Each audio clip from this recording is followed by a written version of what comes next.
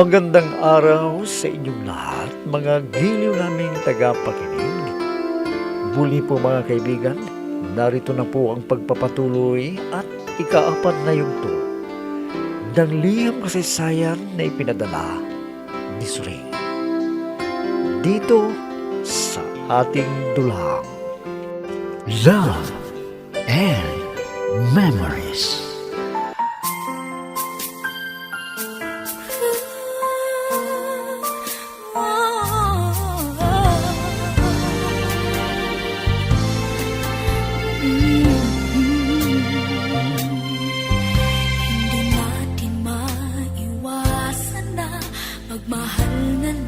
Napasubo si Bidog sa isang GR at ilang beses din na may mangyari sa kanya.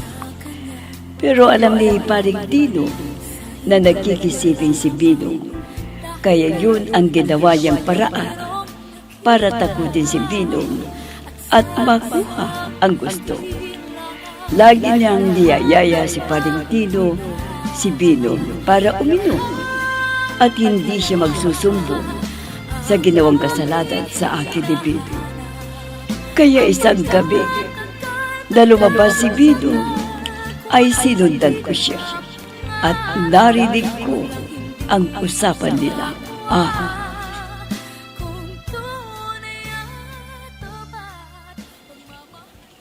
Ay, basta huwag kang tumanggi sa mga hihilingin ko sa'yo, pare. Hindi kita isusumbong kay Kumari Suring. Ay, oo, pare. Tuto pa rin kang sinabi ko sa'yo. Huwag mo lang gagawin ang magsumbong dahil delikado ako kay Suring. Ay, oo naman, pare. Hindi ako magsusumbong, pangako. Dahil alam ko naman na maligaya ka sa piling ni Sally. Bilib ako sa'yo, pare. Ha? Ang hilig mo pa rin pala sa chicks. Tulong! Tulungan niyo ako. Hindi ako makahinga. Tulong! Pare. Nako. Parang may taong bumagsak dito ah. Oh, Ay! Si Aling Suring! Si Aling Suring pala oh! Aling Suring! Aling Suring! Parang bumagsak oh! Ay, Suring! Mabinaw! Ano nangyari sa'yo? Hindi kayo rito oh! Inatak si Aling Suring! Bakit ka rin dito? Tulungan ninyo ako. Tumawag kayo ng tricycle. At dadalhin ko sa ospital ang kasawa ko. Dalian nyo! Buhay pa ba kayo? Minsan ng isang simpleng ngiti ay mayroong dala, isang tapat na hangarin at pangakong dakila. Hindi man ito pinapansin, minsa'y Suring asawa ko, may sakit ka pala. Hindi mo sinasabi sa akin. Bakit pumunta ka roon? Alam mong gabi na, buti na lang at may nakakita sa'yo. Huwag mo muna akong kausapin para hindi ko maalala ang sama ng loob ko. At ayaw ko makita ang pagmumukha mo. Ha? Suring, may nagawa ba akong hindi mo nagustuhan? Sige, sabihin mo para alam ko at hindi ko na uulitin. Huwag mo akong tanungin. Imposible na hindi mo alam ang ginawa mo. Masakit sa dibdib ang natuklasan ko, Bidog. Akala ko, habang buhay tayong nagmamahalan, ibinuhos ko sa iyo ang lahat ng pagmamahal ko at pinagsilbihan kita. Suring, kung ano man ang sama ng loob mo, ay sabihin mo sa akin. At nang malaman ko, at maayos ko pa, dahil mahal na mahal kita, Suring. Hindi na ako naniniwala sa iyo, Bidog. Kaya paglabas ko dito sa ospital, mag-uusap tayo ng basit-sinan. Pakiusap, Suring, sabihin mo na kung ano ang nagawa kong kasalanan. Huwag ka nagbakulit, Bidog. Saka na tayo mag-usap doon sa bahay para sabihin ko sa iyo kung ano ang gusto kong magyari.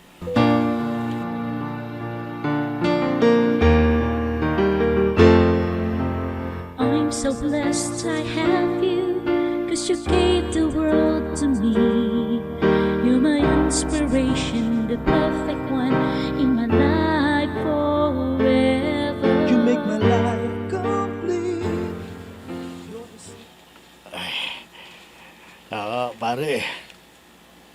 Kumusta yung kalagayan ng asawa mo? Ano bang nangyari sa kanya? Mabuti na rin ang kanyang kalagayan. Pero naatake siya pare. Parang alam na niya ang pagpatol ko kay Sally. Paano niyang malalaman yon? May nagsabi ba sa kanya? Tayo lang naman ang nakakaalam nun, hindi ba? Alam mo, sinundan pala niya ako nung pumunta ako sa tindahan ni Loreng. Dahil naghihinala siya. Sa turo ng pananalita niya, parang may gusto siyang gawin. Dahil narinig daw niya ang usapan natin. Ano? Patay kang bata ka, oo. Pero huwag mong aminin, pare. Para hindi magalit si Maring Suring sa'yo ng todo. Huwag mong aminin. Alam mo pare, natatakot ako. Parang ayaw na niya akong makita. Nako. Baka gusto na niya akong hiwalayan. Dahil masama ang loob niya sa akin. Nako, pare. Lakasan mo lang yung loob mo. Hindi naman siguro gagawin ni Maring Suring yun. Yung iniisip mo na hihiwalayan ka. Alam ko naman na mahal ka niya. Kaya huwag kang mag-alala. Lilipas din ang sama ng loob niya sa iyo. Hayaan mo muna siya.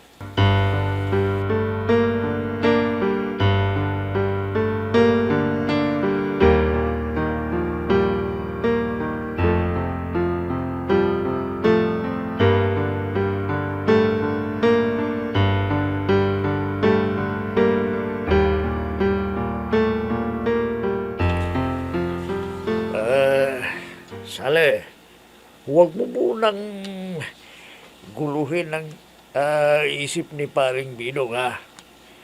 Alam mo, may problema siya eh. Pabayaan mo muna siya. Ano bang problema niya, Tino? Sabihin mo sa akin, baka makatulong ako sa kanya. Wala kang magagawa.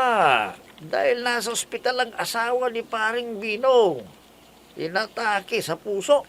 Ano Kaya naman pala nung una namin pagsisiping, ay sinulit niya ang bayad sa akin. Dahil hindi na kaya ng asawa na paligayahin si Pinong. Dahil may sakit ang asawa. Kaya mas lalong kailangan niya ako. Huwag mo lang ipilit yung gusto mo. Para hindi magalit sa'yo. Si Paring Binong. Dahil may problema nga siya sa kanyang asawa eh.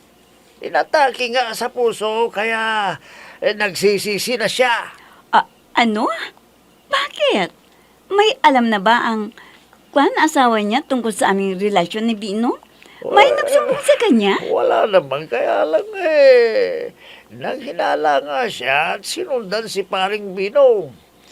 At nung nagiinuman kami, napag-usapan ka namin doon. Siguro, yung pag-uusap namin narinig niya. Di ikaw may kasalanan, Dino. Bakit pa kasi nagkwento ka pa tungkol sa amin ni Binong? Paano naman kasi? Kung hindi ko siya tatakutin, hindi niya ibibigay yung hiling ko sa kanya. Kaya sinabi ko na susumbong ko siya sa kanyang asawa. Di ba maliwanag na ikaw ang pinagmulan ng kwento? Kaya nalaman niya ang nangyari sa amin ni Binong.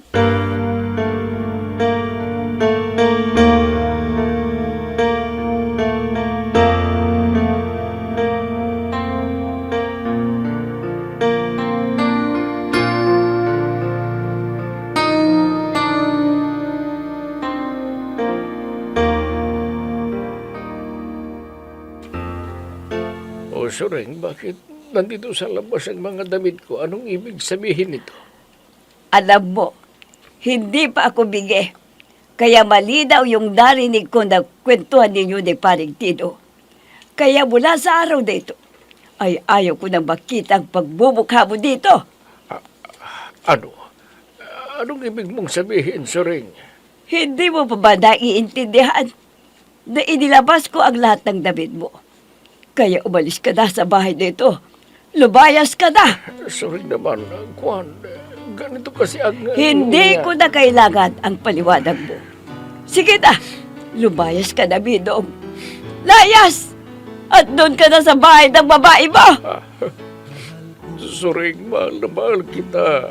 Hindi ko kayang iwanan ka. Sinungaling ka, Bidong. Kinaya mong mag-traidor sa akin. Kaya mas mabuting kalimutan na lang kita. Sige, lumabas ka na dito. Labas! Suring, pag-iusap. Bigyan mo pa ako ng isang pagkakataon. Pag-iusap. Bakit ganito ang ginanti mo sa pagmamahal na inalay ko sa'yo? Sige na. Umalis ka na, Bidong. Umalis ka na. Suring! Suring, papasukin mo ako, Suring! Pag-iusap! Patawarin mo ako! Hindi ko na uulitin! Basta lumayas ka! Layas! Parang gawin ko na! Kaibigan, akala mo lang di na kita mahal. Dahil laging ako sa'yo'y nagdadahilan. Akala mo lang ako ay may iba ng mahal. Hindi na ako pinakinggan ni Suring. Talagang galit na galit siya sa akin. Sabagay, hindi ko siya masisisi dahil kasalanan ko. Sana hindi na ako naakit kay Sally para walang problema. Paano na ako ngayon? Ninong, mabuti naman at nandito ka sa iyong kubo dito sa bukid. Gusto kita makausap. Ha? Sally, bakit ka pupunta rito? May malaking problema ako. Nabalitaan ko na pinalayas ka ng asawa mo.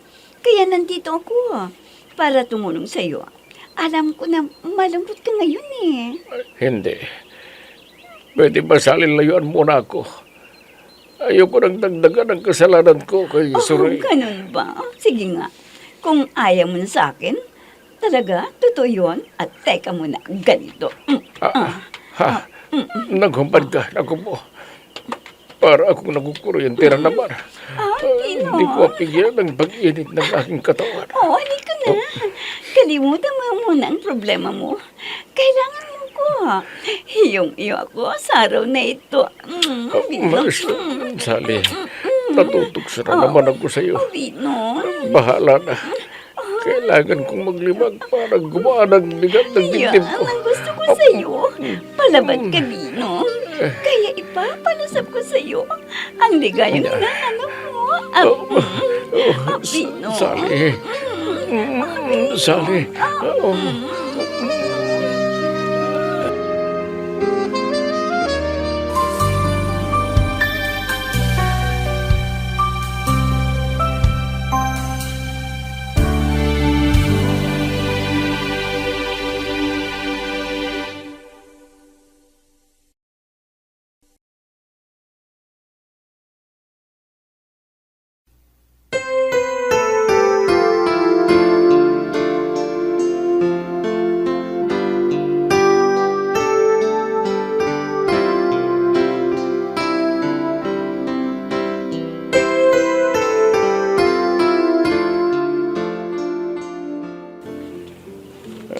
Pare, huwag ka naman ganyan, no? Ipakita mo na kahit pinalayas ka, handa ka pa rin magbago. Anong pagbabago ang sinasabi mo? Lagi akong pinupuntahan ni Sally dito, kaya tuloy pa rin ang relasyon namin. Ano? Nako pare, kailangan na iwasan mo na siya. Para magkabalikan pa kayo ni Maring Sureng. Kawawa naman eh. Ewan ko pare. Parang gusto ko na rin kasama si Sally dahil malambing sa akin. Pero si Suring, nawala na yata ang pagmamahal sa akin. Kaya natiis niya akong palayasin. Pare, nasaktan lang ang damdamin ni Maring Sureng. Hindi niya akalain kasi napapatol ka sa isang babaeng pokpok eh. Hindi ko naman sinadya na natukso ako sa pang-aakit ni Sally. Baka siyang ginagawa niya sa pagpapaligaya sa isang tulad ko. Ay, totoo yan. Siyempre, kung hindi ka mapaligaya, di malulugi naman siya. Mawawalan siya ng customer. Hindi ba? Tama ka pa rin din, oh. Naawa nga ako sa kanya dahil siya rin ang sumusuporta sa magulang at may sakit pa ang kanyang ama. Kaya pinasok ang ganoong uri ng trabaho. Ganun ba? Pero pare ha, paalala lang. Mag-ingat ka pa rin. Baka ito ay malaman na naman ni Maring Suring. Nako, mas lalong malilintikan ka. At hindi na kayo magkakabalikan. Bay dapat, walang makakita kay Sale na pinupuntahan ka dito sa iyong kubo. Dahil lalong sasama ang loob sa'yo ni Maring Suring. I'll be with you for the rest of my life. From the bottom of my heart, I'll always be with you.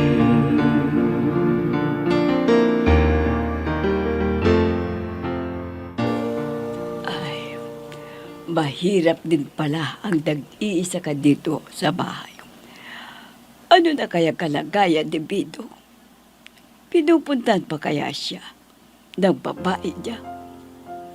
Mahigit ng 1 linggo na wala siya. Kaya nangugulilan na ako sa kanya. Pero kailangan ko na bigyan siya ng leksyon para maranasan din niya ang sakit ng damdamin na nadama ko. Nasaktan ako. Kaya pinalis ko siya dito sa bahay. Kaya lang, nagsisisi na rin ako. Baka lalayo ang kanyang kalooban sa akin.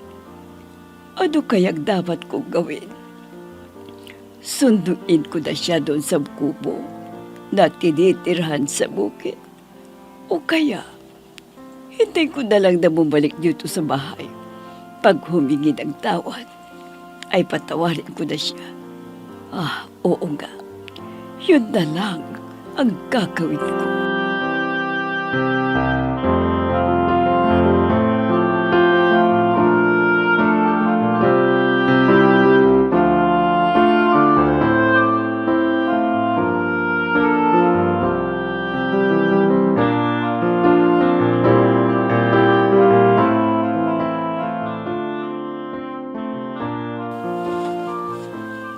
Buti naman pare at pinupuntahan mo ako dito sa tinitirhan kong kubo.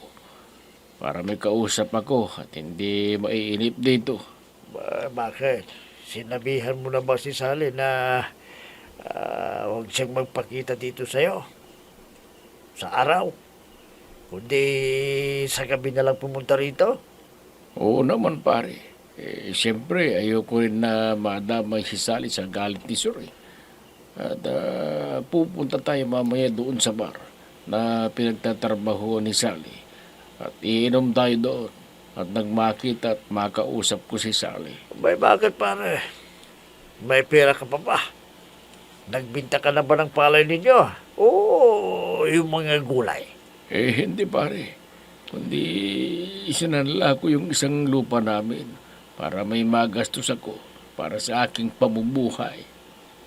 Teka, pare. Paano mo na isang layon? Hindi ka naman umuwi doon sa bahay ninyo. Paano mo nakuha yung mga dokumento ng lupa nyo? Ano pa, noong nakita ko na pumunta sa bayan si Suri, Oo. ay pumasok ako sa aming bahay para makuha ang mga dokumento ng lupa. Kung ganun pa rin, marami ka palang pera ngayon.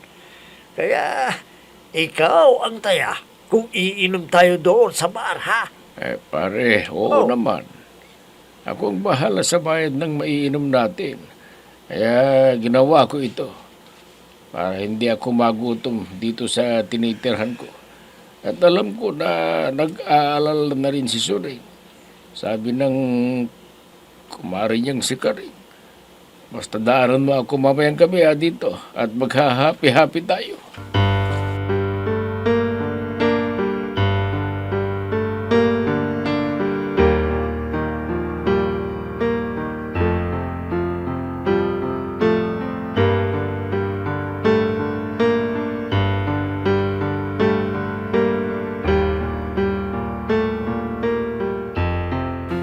Ay, nakakapagod din ang magpulis dito sa harapan ng bahay. Ang daming tuyong dahon ng mangga. Ay, magpapahinga muna ako sandali. Tapos saka ko nasunugin ang tuyong dahon para hindi nakakalat. Aba, si Kumari ka rin yung nagmamadali na papunta rito. Ano kayang nangyari? Sigurado na may sasabihin sa akin. Mari Sureng! Ay, mabuti naman at nandito ka sa harapan ng bahay ninyo. Ay, nako, napagod ako na pumunta dito sa inyo. Bakit, Mare? Ano bang kailangan mo? Sige, sabihin mo sa akin. Ay, wakwan, Mari. Kailangan mong malaman to. Ang tungkol kay Pari Bino. Ay, naku, Maring Karing. Ayokong pag-usapan natin ang traidor na matanda. Pumatol siya sa ibang babae. Mari, pakinggan mo muna ako para malaman mo ang ibabalita ko sa iyo. Alam mo, Mari, may masamang nangyari kay Pari Bino. Na-aksidente siya. Ano?